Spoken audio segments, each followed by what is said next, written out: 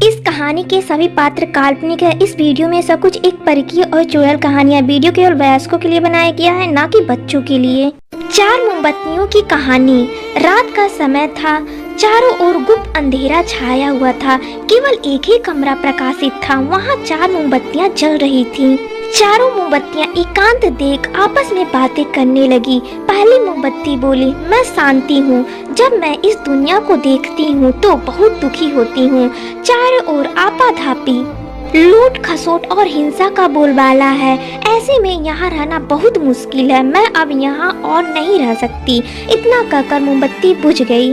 दूसरी मोमबत्ती भी अपनी मन की बातें कहने लगी। मैं विश्वास हूँ। मुझे लगता है कि झूठ, धोखा, फरेब, बेईमानी मेरा वजूद खत्म करते जा रहे हैं। ये जगह अब मेरे लायक नहीं रही। मैं भी जा रही हूँ। इतना कहकर दूसरी मोमबत्ती भी बुझ गई।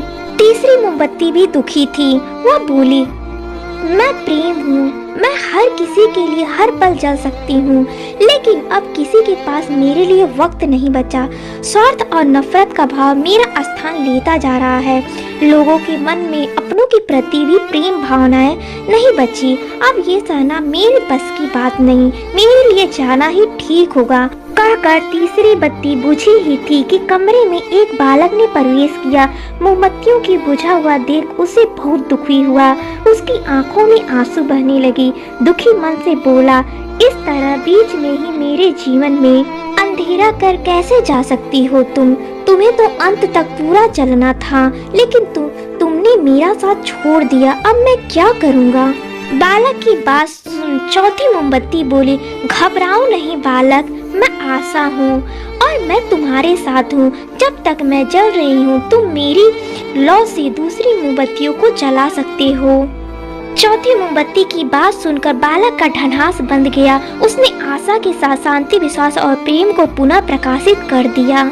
इस कहानी से हमें ये सीख मिलती है, जीवन में समय का एक सा नहीं रहना। कभी उजाला रहता है तो कभी अंधेरा। जब जीवन में अंधकार आए, मन अशांत हो जाए, विश्वास डगमगाने लगे और दुनिया पराई लगने लगे, तब आशा का दीपक जला लेना। जब तक आशा का दीपक जलता रहेगा, जीवन में कभी अंधेरा नहीं हो सकता।